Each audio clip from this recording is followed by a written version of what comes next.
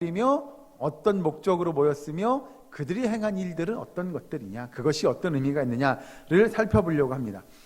중요한 건 그들이 이곳에 모여서 기도했다라고 하는 건 분명 예수님께로부터 받은 약속이 있었습니다. 그들이 뭘 받았죠? 무슨 약속을 받았죠? 성령.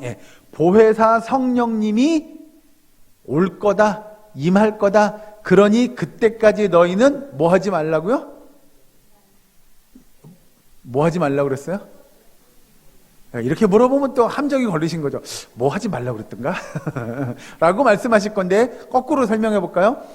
보혜사 성령님이 올 것이니 너희는 그때까지 뭐 하라고요? 모여서 기도하라고요. 거꾸로 이야기하면 뭐예요? 맞아요. 기도하라고 그랬어요. 반대로 설명해 보려고 그래요. 반대로.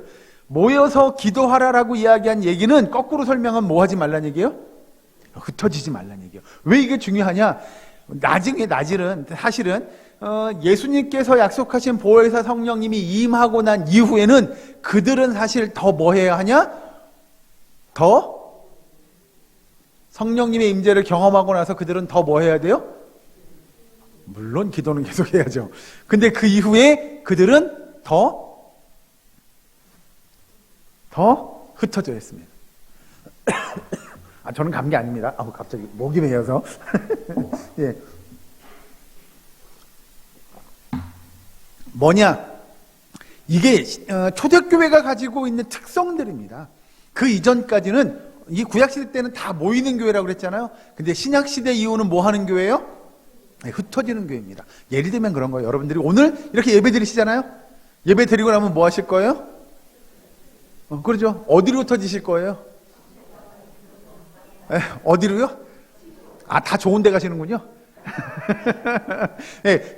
누구는 집으로 가기도 할 거고, 그죠? 누구는 뭐 사업장으로 가기도 할 거고, 예를 들면이에요. 누구는 뭐 친구를 만나러 가기도 할 거고. 이게 뭘 의미하는 거냐면, 내가 속한 삶의 영역, 예를 들면 가정이든, 직장이든, 뭐 내 사업장이든, 아니면 친구와의 만남이든, 어디든 간에 내 삶의 영역 속에서 우리가 흩어지셔야 돼요. 흩어지셔야 돼요. 흩어져서 뭐 하셔야 돼요? 흩어져서 뭐 하셔야 돼요? 복음을 전하는 겁니다. 그걸 우리는 뭐라고 이야기하냐면 우리는 그리스도의 뭐가 돼야 돼요? 증인이 되는 거예요. 증인이. 그 증인된 삶을 사시는 거예요. 여러분의 각자의 삶의 영역 속에서. 그래서 가서 여러분의 영역 속에서 사시고 또 영향력을 나타내시고 그리고 또 때가 되면 다시 뭐 해야 돼요? 다시 모이는 거예요. 그래서 예배드리고 하나님 앞에 하나님 감사해요. 우리의 삶 속에서, 제 삶 속에서 이렇게 하나님의 영향력을 나타내며 살았어요. 예수님을 증거하고 복음을 증거하는 삶에 살았어요를 하나님 앞에 고백하고 하나님이 주시는 은혜를 다시 사모하고 예배와 또 교제를 통해서 그 기쁨과 감격과 감사를 누리고 다시 어디로 가셔야 돼요? 그렇죠. 세상 속으로 가시는 거예요. 이해되시죠? 그런데 그런 세상 속으로 들어가기 전에 지금 예수님께서 제자들에게 뭐 할 것을 이야기하셨다고요? 모여서 기도해라. 흩어지지 말아라, 아직. 그러면 너희들이 모여서 기도하면 뭐가 임할 거라고요? 성령님, 보혜사 성령님이 너에게 임할 거다를 이야기합니다. 자, 여기서 이제 잘 보면 우리가 오늘 본문 이 1장 12절에서 14절까지 말씀을 가지고 한 두 가지 정도 크게 생각을 해볼 것이 있는데, 하나는 도대체 마가의 다락방에 모인 사람들은 누구냐라고 하는 겁니다. 그들은 어떤 처지에 놓여 있던 사람들이었느냐라고 하는 것이고, 그 다음에 두 번째로 보면 그러면 그들은 무엇을 하고 있었는가에 관한 내용이 오늘 12절, 13절, 14절에 등장하게 됩니다. 먼저 오늘 이 마가의 다락방에 모였던 사람들의 면면을 살펴보면 13절에 이렇게 이야기합니다. 들어가 그들이 유하는 다락방으로 올라가니 베드로, 요한, 야고보, 안드레와 빌립, 도마와 바돌로메, 마테와 및 알페오의 아들 야고보, 셀롯인 시몬, 야고보의 아들 유다가 다 거기 있어 라고 이야기합니다. 여기서 이제 중요한 건 여기 모였던 예수님의 제자라고 일컬어질 만한 사람들이 여기 이제 등장하게 되잖아요. 그런데 그들의 면면을 살펴보면 이들은 예를 들면 그런 겁니다. 역시 이 사람이에요. 역시 이런 사람들이 모였어야 됐어요 라고 일컬을 만한 사람들이겠느냐라고 하는 겁니다. 여러분, 우리가 잘 보면 베드로, 성경에 계속 이야기 나오지만 베드로는 어떤 사람이었죠? 예수님이 잡히시던 날 밤에 예수님을 부인했죠. 몇 번이요? 3번 부인했던 사람이죠. 그러니 여러분, 어떻게 보면 이 베드로는 사실 예수님의 제자, 3년의 시간 동안 함께했던 진짜 제자이긴 했으나 그의 믿음을 우리가 굳이 이야기하자면, 논하자면 그가 정말 신실한 예수님의 제자였느냐 라고 말하기엔 조금 부족함이 있지 않을까요? 정말로 신실한 예수님의 제자였다고 한다면 그때 어떻게 했어야 돼요? 부인하면 안 되는 거죠. 그죠? 내가 죽어도 누구와 함께요? 예수님과 함께 죽겠습니다 라는 것이 됐어야 되는데, 아니요, 그렇지 못했어요. 저 몰라요, 저 예수라는 사람과 함께 했던 사람 아니에요 라고 이야기했던 사람이 베드로죠. 즉 주님을 부인했던, 그것도 1번도 2번도 아닌 3번이나 부인했던 사람이 베드로였고, 또 우리가 아는 대로 요한과 야고보가 여기 등장합니다. 요한과 야고보는 사실은 이렇게 표현하면 좀 뭐 할지 모르지만 여러분 이해를 돕기 위해서 굉장히 뭔가가 가득했던 사람들이에요. 뭐가 가득했냐? 이제 그런 거죠. 야, 네가 오른쪽이야, 내가 오른쪽이야, 뭐 이런 거 있잖아요. 이거 뭐에 관한 얘기예요? 권력. 굉장히 야망과 욕심, 특히 명예와 권력욕이 가득했던 사람이 여기 등장하는 야고보와 요한이라는 사람이죠. 그러니 그들도 어떻게 보면 정말로 예수님의 신실한 제자였냐라고 이야기하자고 들면 이것도 조금 그렇게 보기에는 좀 어려움이 있지 않을까요? 또 하나 우리가 보면 밑에 가서 보시면 다른 제자들도 예수님이 잡히시던 날 밤에, 그리고 그가 십자가에 못 박혀 죽으시던 그날 밤에 다 어떻게 됐어요? 다 뿔뿔이 흩어졌어요. 다 어디로 갔어요? 자기 고향으로, 자기 집으로 다 돌아가잖아요. 예? 그런 걸 놓고 보면 다른 제자들도 정말 신실한 그리스도의 제자였냐라고 말하기에는 조금 부족함이 있지 않을까요? 그러니 여러분 이렇게 놓고 보면 여기 등장하는 베드로나 요한과 야고보나 및 다른 제자들도 결국은 다 어때요? 다 전문 용어로 도찐 개찐 아니었을까? 즉 여러분, 우리가 지금 뭘 이야기하냐면 정말로 예수님과 함께했던 예수님의 제자들이 신실한 믿음의 일꾼들이었느냐? 그렇게 평가하기에는 조금 어려움이 있지 않을까요? 라고 보여지는 거고, 이것은 결국 여기 등장하는 예수님의 제자들이 어떻다고 이야기하냐면 그들도 결국 다 부족함과 연약함을 갖고 있던 사람들임을 우리는 알 수 있다는 거죠. 그러니 여러분, 예수님의 제자들이라고 해서 막 그런 거 있잖아요. 믿음이 막 불타고 여기 불덩어리를 가지고 그냥 주님 제가 나가겠습니다, 저에게 다 맡겨주세요. 뭐요? 주님을 지키는 건 제가 다 지킬 거예요. 막 이렇게 나서서 그냥 자신들의 열심을 내세워서 정말 신실함으로 예수님을 본받고 예수님을 따르고 뭐 이렇게만 나타냈던 그런 제자들은 아니지 않았겠느냐. 그러니 이렇게 놓고 보면 그런 거죠. 사실 우리에게도 그런 연약함이 있습니까, 없습니까? 있으시군요. 예, 물론 있죠. 다 있습니다. 그러면 늘 항상 제가 실족할 것 같아서 질문하기 좀 꺼려지는데, 저는 그런 나약함과 연약함이 있을까요, 없을까요? 제가 좀 실족합니다. 예, 저도 있죠. 저도 연약함이 있죠. 왜 없겠어요, 인간이니까. 여기서 지금 성경에서 이야기하고자 하는 건 예수님의 제자라고 해서 우리가 이야기하는 완벽한 인간, 완벽한 예수님의 제자냐? 아니요, 그렇지 않았어요. 예, 그럼요. 우리도 똑같잖아요. 그렇죠? 우리도 살아가다 보면 요만큼의 나약함이 있고 요만큼의 연약함이 있고 부족함들이 있는 거잖아요.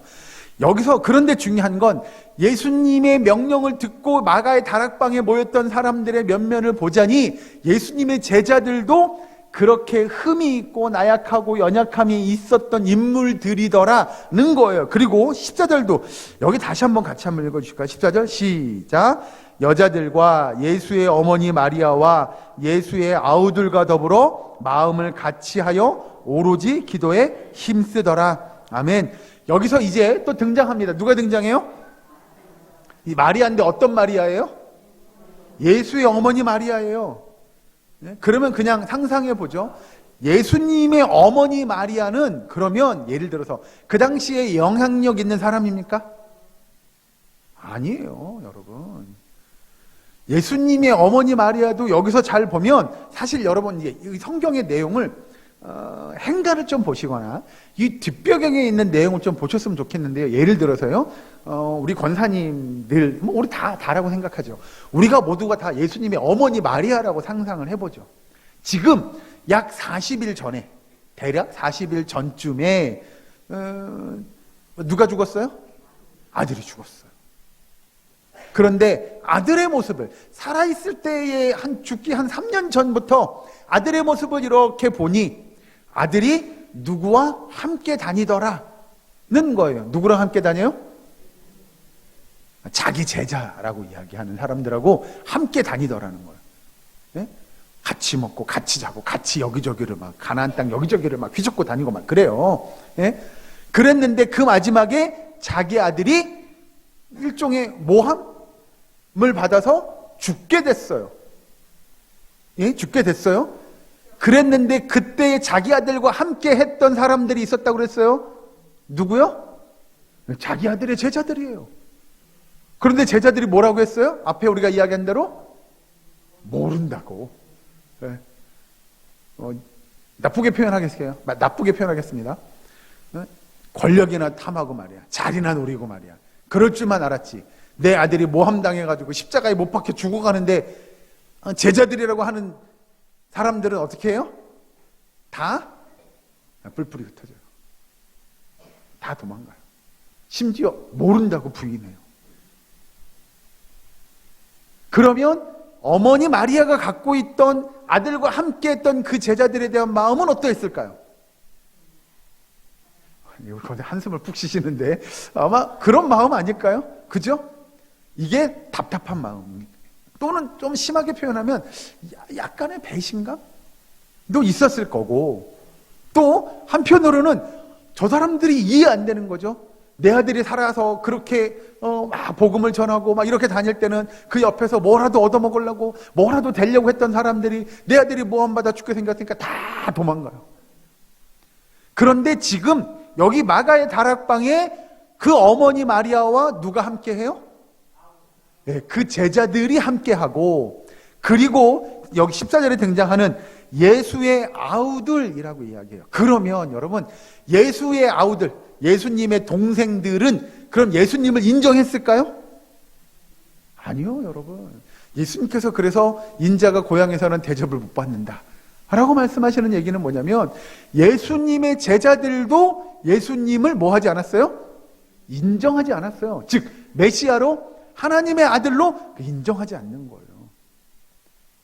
결국은 뭐냐, 이 예수의 제자들도요, 맨 처음에는 뭐라는 거야, 자기가 유대의 왕이래 라고 이야기하고 다녀요. 제일 큰 형이. 그러면 여러분 뭐라고 하셔야 돼요? 여러분이 예수님의 제자들, 예수님의 동생들이라고 하면, 아우들이라고 한다면 뭐라고 하시겠어요? 그럼요. 동생은 형을 믿어줘야 되는데, 그죠? 그런데 동생들이 형을 믿어줘요, 안 믿어줘요? 안 믿어줘요. 안 믿어줘요. 그런데 그런 동생들이 지금 어디에 와 있어요? 이 마가의 다락방에 와 있어요. 이게 지금 뭘 의미하는 거냐라고 이야기하는 거죠. 여기서 등장하는 건 여러분들이 우리가 이 상황을 좀 보셔야 되는데요. 예수님께서 이 땅에 오셨던 그 2000년 전에 이 예수님의 제자들뿐만 아니라 예수님이 복음을 전했던, 그 복음을 들었던 많은 사람들, 즉 이스라엘 백성들의 상황을 좀 우리가 살펴보고 넘어가려고 합니다. 사회적인 또는 정치적인 상황들을 이야기하면 이스라엘 백성들이 누구의 식민지배 통치를 받고 있었어요? 어느 나라죠? 로마의 통치를 받고 있었죠. 그러니 로마의 누구요? 황제, 로마의 황제를 신을 섬기듯 섬겨야 됐어요.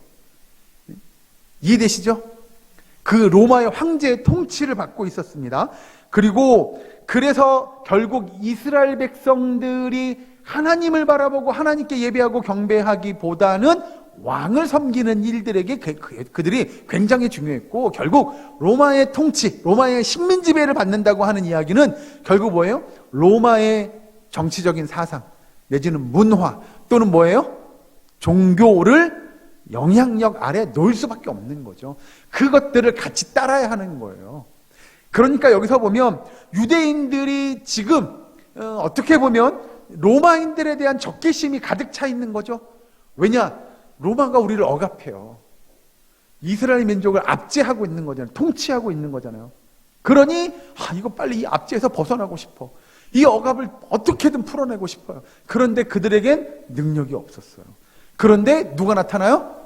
예수라는 사람이 나타나서 뭐라고 외치고 다녀요? 내가 유대인의 왕이야. 왕이 될 거야. 라고 외치고 다녀요. 그랬더니 유대인들이 저 사람이 우리를 구원할 건가 봐. 다시 그 로마의 압제에서 벗어나게 해서 우리의 왕이 될 건가 봐. 라고 예수를 따라요. 그런데 웬일이에요? 그가 그렇게 외치고 막 그 인기머리를, 새머리를 쫙 해가지고 예루살렘 성에 딱 왔는데 어떻게 돼요? 네. 그렇게 환호했던 그 유대인들이 오히려 뭐라고 외쳐요? 예수를 십자가에 못 박아라! 라고 그들이 외치게 되죠. 그러면서 이 예수님에 대한 그 적개심이 생기는 거죠. 뭐 지가 왕이라며 저게 뭐야? 막 이런 생각을 갖게 되는 거고, 그런 가운데 예수가 부활했다라고 하는 걸 예수의 제자들이 외치고 다녀요. 그 소식을 듣게 돼요. 그러니까 이 유대인들, 같은 유대인들이 어떤 생각을 하냐면, 쟤 뭐라는 거야 지금? 부활했다고? 무슨 말도 안 되는 소리야. 시체가 사라졌대. 지들이 어디 가서 숨죽겠지. 그러놓고 사라졌다고 하는 거 아니야? 라는 생각을 유대인들이 갖게 되는 거예요. 자, 그러면서 사실은 이게 이스라엘 특히 여기 지금 마가의 다락방에 모여있는 예수님의 제자들, 예수님의 동생들이 그런 일들을 다 지금 듣고 있는 거예요. 경험하고 있는 거예요. 그 중에 여기서 모여서 그들이 마가의 다락방에 모여서 예수님이 명령한 대로, 약속한 대로, 야, 내가 누군가를 보내줄 거야. 그러니 너희들 기다리고 있어. 라고 하는 그 예수님의 약속, 그 예수님의 명령을 지켜 행하기 위해서 그들이 이 마가의 다락방에 모여 있는 거예요. 그러니 그냥 시간 돼? 다락방에나 갈까? 여러분, 그런 게 아니에요. 네? 안 바빠? 안 바쁘면 우리 기도 오늘 하러 갈까? 뭐 이래가지고 그들이 모인 게 아니라는 거죠. 아까 예를 들은 대로 예수님의 제자들 나름대로 그 마음에 뭐가 있냐면 상처가 있는 거예요. 정말 괴로운 마음이었을 거예요. 베드로요? 여러분 괴롭지 않았을까요? 엄청 괴로웠을 거예요. 속칭 자기가 한 일을, 자기가 한 짓을 알아요, 몰라요? 너무나 잘 알았어요. 너무나 죄송한 마음이 여기 가득할 거예요. 그럼 야고보와 요한은 안 그랬을까요? 야고보와 요한도 그랬을 거예요. 다른 제자들은요? 다른 제자들도 너무 죄송한 마음, 미안한 마음이 가득했을 거예요. 내가 그때 왜 그랬을까? 부터 해서. 그러면 예수님의 어머니요? 그 어머니도 상처가 엄청났을 거예요. 그럼 예수님의 동생들은요? 예수님의 동생들도 정말 아파했을 거라는 거예요. 사람들이 뭐라고 하는지 그 이야기를 다 듣고 있을 거 아니에요. 예? 우리 형, 예를 들어서 우리의 형제인 맏형인 예수에 대해 사람들이 뭐라고 손가락질하고 비난했는지를 알고 있을 거고, 그 아들이 어떤 일을 당했는지를 알고 있을 거고, 자기들이 따르던 스승, 그 선생님이 어떤 일을 경험했는지를 다 알고 있을 건데, 그들이 그런 가운데 마가의 다락방에 모였어요. 다 상처와 아픔을 가지고 정말 힘든 시간을 보내고 있는 그들이 함께 모였다는 거죠. 그런데 중요한 건 여러분, 하나님의 나라가, 하나님의 역사가 사실은 어떻게 보면 이렇게 여기 지금 등장하고 있는 이렇게 아픔이 있고 부족함이 있고 연약함이 있는 그 사람들을 통하여 하나님의 나라가 이루어져감을 성경은 우리에게 들려주는 줄로 믿으시기 바랍니다. 여러분, 그래서 성경은 어디서나 완벽한 하나님의 사람, 완벽한 하나님의 일꾼들을 이렇게 들어서 사용하시지는 않는다는 거예요. 여러분, 우리는 그런 생각하죠. 적어도 하나님의 일을 하려면 그 사람은 뭐 해야 돼요? 흠이 있으면 되겠어요? 안 되겠어요? 안 될 것 같죠? 네? 아이고, 그래도 하나님 앞에 이렇게 들려서 쓰임받는 사람인데 흠이 있으면 안 되지. 온전해야지. 그리고 그 사람은 흔히 우리가 이야기하는 대로 아유, 능력 있어야지 라고 생각을 하고, 그 사람은, 그래서 우리가 그런 표현을 해요. 그 사람은 그릇이 클까요? 작을까요? 아, 그렇죠. 다 그런 생각합니다. 그런 사람들은 그 그릇이 클 거야 라고 생각을 하는데, 성경은 그렇게 이야기하지 않습니다. 하나님의 붙들린 사람은요, 그릇이 크냐 작냐의 문제가 아니에요. 그가 흠이 있냐 없냐의 문제가 아니에요. 그가 부족함이 있냐 없냐의 문제가 아니었어요. 그가 상처가 있냐 없냐의 문제가 아니었어요. 하나님은 오히려 그런 사람들을 들어서 하나님의 백성, 하나님의 일꾼 삼으시는 줄로 믿으시기 바랍니다. 중요한 건 하나님은 그렇게 흠 있고 연약하고 부족한 사람들을 이렇게 들어서 여기 지금 마가의 다락방이 한 곳에 모아놔요. 예수님이 몰랐을까요? 이 사람은 부족해, 얘는 좀 연약해, 얘는 아픔이 있어, 얘는 슬픔이 있고 고통도 있어 를 몰랐을까요? 아니요, 알고 계셨을 거예요. 그러면 우리에겐 궁금증이 생깁니다. 왜요? 왜 그런 사람들을 들어 사용하시죠? 왜 예수님이 그렇게 아픔 있고 연약하고 부족한 사람들을 들어서 사용하실까요? 라고 하는 겁니다. 자, 여기서 중요한 것 두 번째는 뭐냐면, 그렇게 하나님의 손에 예수님이 붙들린 바, 선택받은 바 된 사람들은 연약하고 부족하고 아픔이 있고 상처가 있는 사람들이에요. 그런데 예수님께서 원하시는 건 그런 사람들이 여기 모여서 뭐 하기를 원하시는 거예요? 기도하기를 원하시는 거죠. 그리고 한 단계 더 나아가면 기도하고 있으면 성령이 임하시는 거죠. 여기서 이제 중요한 거예요. 그들은 상처가 있고 아픔이 있고 고통도 당하고 부족함도 있는 사람들이에요. 그들이 어떻게 변화되느냐가 훨씬 더 중요한 거예요. 그들이 예를 들어서 상처가 다 치유되더라, 아픔이 싹 사라지더라, 그들의 부족함이 다 채워져가지고 능력 있는 사람으로 변하더라 라고 하는 것은, 사실 우리가 표현하는 건 그들에게 누가 임해야 하는 거예요? 성령님이 임해야 하는 줄로 믿으시기 바랍니다. 여러분, 그래서 저와 여러분처럼 정말 부족함이 있는 사람들이 성령의 임재, 성령의 역사를 경험하면 능력 있는 하나님의 일꾼이 되는 줄로 믿으시기 바랍니다. 여기서 나타내고자 하는 게 그거였어요. 그런데 성령의 역사를 경험한 사람들의 반응이라고 할까요? 결과라고 할까요? 이게 또 두 가지의 경우로 좀 나눠집니다. 예를 들면입니다. 여러분, 베드로, 우리가 아는 베드로 아시죠? 성령의 놀라운 임재를 경험하게 돼요, 베드로가. 그 다음에 어떻게 되죠? 베드로가 밖으로 나가죠? 나가서 뭐 해요? 그가 많은 사람 앞에서 복음을 전하게 돼요. 그죠? 그런데 그냥 전하는 게 아니라 그가 기적과 같은 역사들을 이루어내고 있음을 성경은 우리에게 이야기하는 줄로 믿으시기 바랍니다. 베드로는 그랬어요. 나가서 정말 담대하게 하나님의 나라 주의 복음을 선포하는데요, 기적의 역사들을 베드로가 이루어내요. 그럼 우리는 그럴 거예요. 베드로 하도 능력 있다고 막 이럴 거예요. 어떻게 그렇게 기적적인 역사들을 이뤄내냐고, 그런 놀라운 기사들을 나타내냐고 그럴 거예요. 그런데 그것도 하나님께서 하나님의 방법대로 성령의 역사하심, 성령의 임재하심을 나타내는 하나의 방편인 줄로 믿으시기 바랍니다. 이게 제가 뭘 이야기하냐면 이게 정답이 아니라는 거예요. 여러분들이 예를 들어서 성령의 임재를 경험했다고 치죠. 성령의 임재를, 역사를 함께 하세요. 성령님이 나와 함께 하셔요. 그런데 여러분들이 문 밖에 나가서, 또는 교회 안에서라도 똑같아요. 우리가 예배당 안에서도 기적과 같은 역사들을 나타내요? 한번 점검하고 갈까요, 여러분? 여러분들이 기도하면, 증거하면 막 기적의 역사들이 일어납니까? 못 보셨어요? 아직 못 보신 거 아닐까요? 좀 더 있으면 볼 수 있지 않을까요? 그러면 우리가 그런 역사가 안 일어나요. 그럼 여기서 등장하는, 예를 들면 베드로 사도처럼 우리는 아직도 부족한 겁니까? 우리는 아직 성령의 임재를 경험하지 못한 걸까요? 아니에요. 그렇지 않다는 거예요. 베드로는 그렇게 역사를 나타내요. 그런데 또 한 사람, 성경에 등장하는 인물 중에 여러분, 스데반 집사님 기억나십니까? 스데반 집사님도 그런 성령의 임재를 경험한 하나님의 사람, 예수님의 제자된 인물이었음을 성경은 우리에게 이야기합니다. 그런데 여기서 잘 보면 스데반 집사님은 막 기적과 같은 역사를 나타내진 않아요. 그러나 그가 순종함으로, 그가 섬김으로 말씀을 증거하고 복음을 전할 때에 심지어는 그가 뭐 하기까지 해요? 네, 순교당하기까지. 성경에 보면 스데반 집사님이 막 기적의 역사를 나타내고 막 귀신 들린 자를 쫓아내고 막 그러진 않아요. 그런 역사가 나타나지도 않아요. 기록해 놓지도 않아요.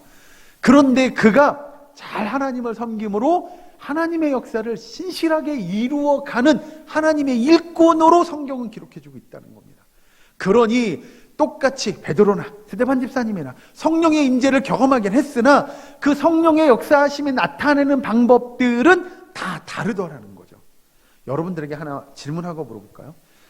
여러분들은 성령님의 임재를, 성령님의 함께 하심을 경험하고 계십니까?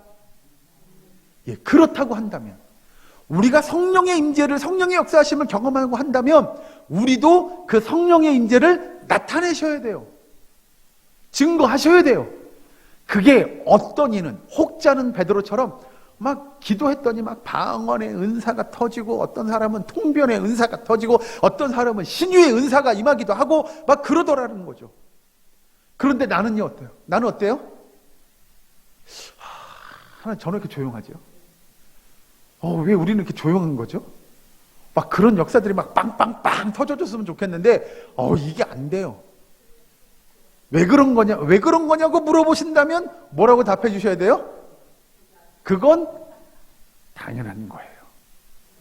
예, 그게 맞는 거예요. 라고 하셔야 돼요. 예. 이게 성령의 임재가, 성령의 역사가 각자마다 다르게 나타납니다. 예를 들면입니다. 그냥 저를 예를 들게요. 저는 방언기도 할 수 있을까요? 없을까요? 그렇죠. 제가 방언기도 하는 거 한 번도 못 보셨죠? 네, 그래서 모르실 거예요. 저는 방언 찬양도 합니다. 예, 저는 하나님께서 방언기도를 주실 때 방언 찬양을 먼저 주셨어요. 그래서 방언으로 찬양하고 난 이후에 제가 방언기도를 하게 됐거든요. 이제 그런 거예요. 그러면 방언으로 기도하는 게 되게 편하고 좋아요.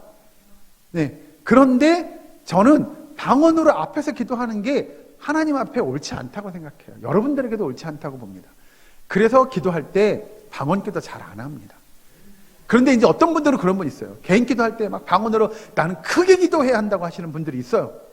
그러면 그분들은요, 쉽게 예를 들면 좀 조용히 좀 하지, 왜 저렇게 크게 기도해? 라고 하시면 안 돼요, 여러분. 그분에게 주신 은사가 그거예요. 하나님이 그분에게 그렇게 기도하라고 은사 주신 거예요. 그러면 그 은사를 인정해 줄 수 있어야 돼요. 그런데 어떤 사람은 난 조용히 기도하는 게 좋아요. 예? 그럼 조용히 기도하시면 돼요. 그럼요, 은밀히 하시면 돼요. 그런 분들에게는. 예? 그런데 우리는 마치 뭔가 다르면 잘못된 것처럼 인식하기 시작해요. 여러분, 그럴 필요가 없다는 겁니다. 여기 등장하는 베드로도 그렇게 막 혈기왕성한 사람처럼 보이고 앞에 나가가지고 막 역사 기적들을 나타내는 사람처럼 보이나, 하나님은 그를 통해서 그렇게 일하심이에요. 그런데 아까 본 스데반 집사처럼 정말 신실하게 조용히 그가 말씀을 증거하고 그가 죽기까지 복종한 삶을 살아요. 그런 하나님께 그렇게 쓰임 받는 거라는 거죠. 그래서 교회는, 성경은 다양성 중에 통일성을 이야기합니다. 이걸 예를 들자면 그런 거죠. 예를 들면 여러분, 손이 하는 일이 있죠. 예? 그러면 발이 하는 일이 있잖아요. 손이 하는 일과 발이 하는 일은 같아요, 달라요? 완전 다르잖아요. 그죠? 예, 발은 걸어가는 거고 손은 물건을 짚는데 뭐 이렇게 사용하는 거잖아요. 예. 그런데 우리는 그러죠. 손이 발더러 그래요. 야, 그게 뭐야? 물건 하나도 못 짚고. 라고 얘기하면 돼요, 안 돼요? 안 돼요. 발이 그러는 거죠. 야, 손, 너 가고 싶은데 갈 수나 있어? 네? 뭐 이렇게 얘기해요. 말이 안 되는 얘기예요. 그러나 결국 머리든 손이든 발이든 우리는 이걸 뭐라고 표현하냐면 하나의 몸, 한 몸이라고 이야기하죠. 그러니 각자의 다름을 인정하시고 성령의 역사의 그 다름도 인정해 주셔야 돼요. 손이 하는 일은 그거구나. 그래, 발이 하는 일은 그거구나. 머리가 하는 일은 그거예요. 그러면 그거 할 수 있도록 해주면 되는 거예요, 여러분. 자, 그들이 지금 다 연약하고 아파하고 힘들어하고 정말 고통 가운데 있는 사람들이 모였어요.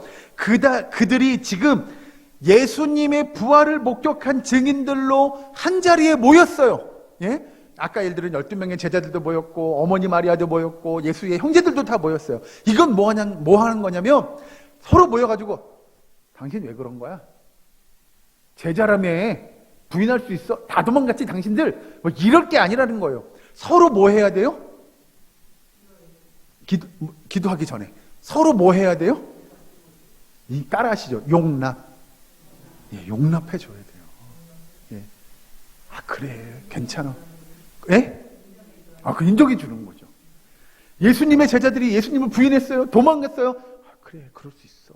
괜찮아.가 되는 거고, 예수의 제자들이 그 어머니 마리아를 만나서 그래 어머니 상심이 크시겠지만 예수님이 그 죽으심을 보신 것이 정말 쉽지 않은 일이겠지만 우리가 부활을 목격한 증인답게 정말 믿음의 삶을 이루어가죠 라고 하고, 예수님의 제자들도 예수님의 형제들을 바라보면 그랬을 거 아니에요.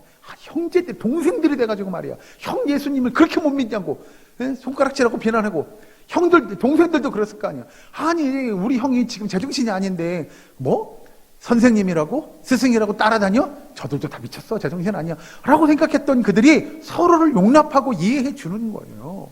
다 아픔이 있고 슬픔이 있고 부족함이 있고 연약함이 있는 사람들이잖아요. 서로를 용납하고 이해해 주는 일들이 필요했어요. 그리고 난 이후에 그들이 마가의 다락방에 모여서 함께 뭐 하는 거예요? 기도하는 거예요. 그런데 14절 그 끝부분에 뭐라고 하냐면, 잘 보시면 이렇게 이야기합니다. 더불어 마음을 같이하여 오로지 기도에 힘쓰니라 라고 이야기합니다. 그럼 여기서 오로지는 뭐죠? 뭔 뜻이죠? 오직 뭐예요? 그 다음에 기도에만 힘썼어요. 예. 그 이야기는 즉슨 뭐예요? 기도 외에 다른 것들에 의미를 두지 않는다는 거죠. 그럼요. 합심으로 함께 모여 기도하는 거예요. 합심으로. 여기서 이야기하는 대로 그들이 다 자신들의 삶을 돌아보면요, 우리 부족함과 연약함과 우리의 죄인됨이 다 드러나는 삶을 사는 거예요. 제자들도 그랬고 어머니 마리아도 그랬고 동생들도 그랬는데 그들이 오로지 기도했다는 건 그 이전에 우리의 삶이 어땠든 간에 죄를 지었던, 부족함이 있던, 부인했던, 뭐 예수님을 원망했던, 뭐 했던 간에 같이 모여서 오로지 기도하는 일 외에는 다른 것들에 관심을, 다른 것들에 중요함을 두지 않았다는 거예요. 그래서 여기서 이야기하는 대로 사실 기도를 하는데 그들이 함께 모여 기도함으로 서로의 허물들, 연약함, 부족함들을 지적하는 일이 아니라는 거예요. 예? 제자들 보고 막 예수님 부인했어? 다 도망갔어? 왜 그래? 그러놓고 제자라고 할 수 있어? 여러분, 그런 게 중요한 게 아니에요. 그들이 세상 가운데 살 때 어떻게 살았어? 당신들 말이야, 친형이 지금 예수님 아니야. 그런데 동생들이 그렇게 할 수 있어? 예, 그거 의미 없다는 거예요. 이전에 우리가 어떤 삶을 살았던, 어떤 행동을 했던, 어떤 생각을 했던 간에 이제 모여서 성령의 임재를 경험하기를 바라는 이들이 기도 외에는 다른 것들에 관심을 두지 않고 함께 모여 합심으로 기도했다는 거죠.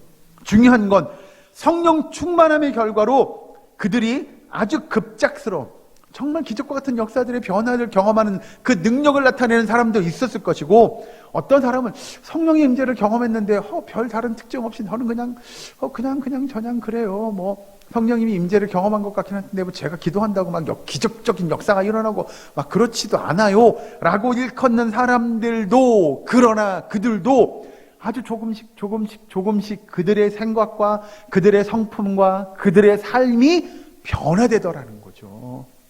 여기 보면 예수님을 부인했던 베드로가 예수님을 담대히 증거하기도 하고, 예수님을 인정하지 않았던 예수님의 동생들, 또 어머니 마리아도 변화되기 시작합니다. 예수님이, 우리 아들이, 우리 형이, 우리가 섬기던 스승님이 그런 분이셨구나를 그들이 깨닫기 시작하는 거예요. 근데 그것이 급격히 일어나기도 하고 어떤 사람은 천천히 변화되기도 하고, 그러나 궁극적으로 그들이 나아갈 방향은 다 한 방향이었다는 거예요. 그 전에 어떻게 살았던, 어떤 죄를 지었던 간에 이제는 우리가 예수님을 믿고 기도함으로 우리가 변화되기를 꿈꾸는 삶을 살았던 것이 예수님의 제자들, 이 마가의 다락방에 모였던 사람들의 모습이었음을 여러분 믿으시기 바랍니다. 여러분, 우리도 이렇게 이렇게 함께 모여서 기도하잖아요. 그러면 우리가 한 마음 한 뜻이 되어야 합니다.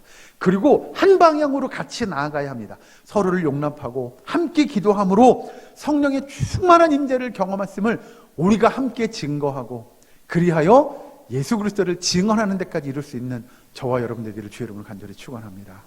우리 그런 의미로 이 시간 우리 함께 기도했으면 좋겠습니다. 잠깐 동안 정말 우리가 함께 한 방향으로 나아가는 주의 몸 된 교회 되기를, 지체들 될 수 있기를, 그 이전에 우리의 죄성, 우리의 부족함, 우리의 연약함을 내려놓고 온전히 주님의 말씀을 증거하는 신실한 믿음의 제자로서의 삶을 살아가게 해달라고, 우리가 함께 그런 믿음의 공동체를 이루게 해달라고 이 시간 잠깐 아주 짧은 시간 동안 함께 통성으로 기도하겠습니다. 기도합니다. 사랑하는 하나님 감사합니다. 아버지, 우리의 사랑교회 교우들을, 지체들을 붙잡아 주시옵소서. 아버지, 함께 하나님의 성령의 역사를 경험하게 하시고 하나님의 나라를 이루어가는 주의 백성들 되게 하여 주시옵소서. 아버지, 우리 연약함이 있습니다. 우리의 부족함이 있습니다. 우리의 상처도 있습니다. 그러나 그것들을 다 뒤로 보게 하시고 온전히 함께 모여 기도함으로 하나님의 영광을 바라보고 하나님의 나라를 바라보고 예수 그리스도의 증인된 삶을 이뤄갈 수 있도록 주여 도와 주시옵소서. 아버지, 우리의 연약함과 우리의 부족함을 보지 않기 원합니다. 온전히 성령의 역사를 바라보게 하시고 성령님의 하나됨을 증거하고 성령의 변화됨을 증거하며 아버지, 이 땅에 하나님의 나라를 선포하고 하나님의 역사를 선포하는 우리의 사랑교회의 모든 교우들 되게 하여 주시옵소서. 간절함으로 나아가기 원합니다. 주여 은혜의 역사를 이루시고 아버지, 우리의 사랑교회가 정말 한 방향으로 한 마음으로 한 뜻으로 나아갈 수 있도록 주여 도와 주시옵소서. 아버지, 우리의 연약함과 아픔, 부족함들을 긍휼히 여겨주시고 온전히 주님만을 의지하고 신뢰하는 주의 백성들 되게 하여 주시옵소서. 아버지, 우리의 사랑교회가 정말 참된 그리스도의 제자, 증인들 될 수 있도록 주여 도와 주시옵소서. 주여 인도하여 주시옵소서. 사랑하는 하나님 감사합니다. 우리의 사랑교회 교우들을 기억하시고 아버지, 우리 각자 가지고 있는 그 연약함과 부족함, 아픔과 고통과 슬픔의 시간들을 우리가 함께 아버지 하나님의 성령 안에서 치유함받을 수 있도록 인도하여 주시옵소서. 아버지, 그리하여 다른 것 바라보지 않게 하시고 한 마음과 한 뜻으로 한 방향으로 나아갈 수 있도록 주여 도와 주시옵소서. 아버지, 그리하여 우리 안에 성령의 역사를 경험하게 하시고 온전히 우리를 온전케 세워가시는 하나님의 그 놀라운 역사들을 인정하며 우리의 다름을 인정하는 주의 백성, 주의 몸된 교회가 될 수 있도록 주여 도와 주시옵소서.